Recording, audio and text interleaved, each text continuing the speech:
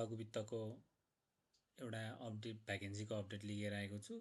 महिला लघु वित्तीय संस्था लिमिटेड, यो चाहिँ काभ्रे जिल्लाको भैँसीपाटीमा चाहिँ केन्द्रीय कार्यालय भएको लघु वित्तले चाहिँ नयाँ भ्याकेन्सी खुलाएको छ। यसको भ्याकेन्सी चाहिँ तपाईँको 3 महिना 9 गते प्रकाशित भएको थियो। त्यसमा चाहिँ अलिकति मिस्टेक भएर 10 गते चाहिँ पुनः सच्याएर प्रकाशित भएको छ। यसलाई चाहिँ तपाईँले वेबसाइटमा गएर यो महिला लघु वित्तको वेबसाइटमा गएर हेर्न सक्नुहुन्छ। वेबसाइटको एड्रेस छ यहाँ www.mlbsl.com.np। यसमा गएर करियरभित्र गएर एप्लाई नाउमा गएर अनलाइन आवेदन दिन सकिनेछ भनेर भनेको छ। अब यसको विज्ञापनहरू चाहिँ यसअनुसार छ। 1 नम्बरमा वरिष्ठ प्रबन्धक कार्यकारिणी व्यवस्थापकीय भनेर एकजना मागेको छ।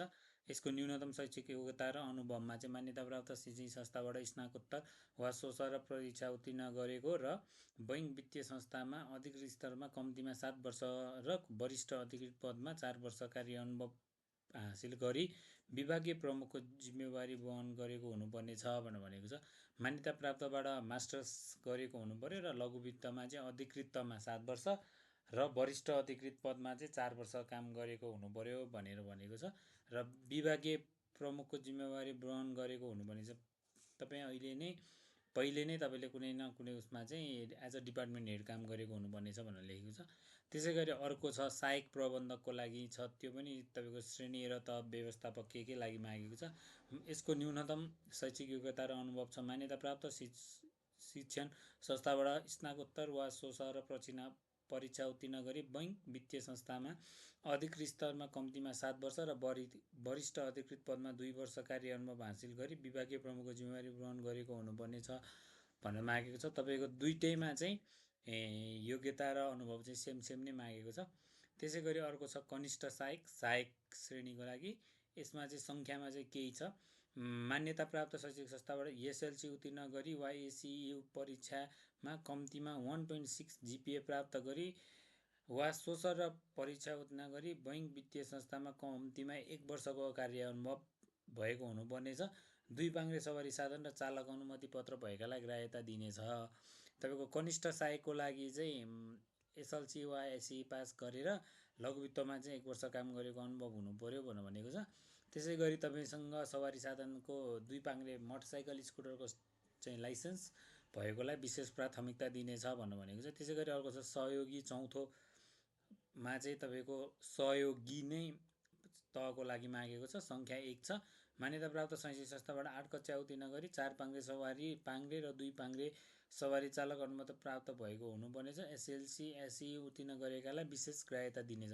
तपाईँले 8 कक्षा पास गर्नुभएको छ र 2 व्हिलर र कार 4 पाङ्ग्रे र 2 पाङ्ग्रेको चाहिँ लाइसेन्स प्राप्त हुनुहुन्छ भने तपाईँ चाहिँ यसलाई भर्न सक्नुभयो।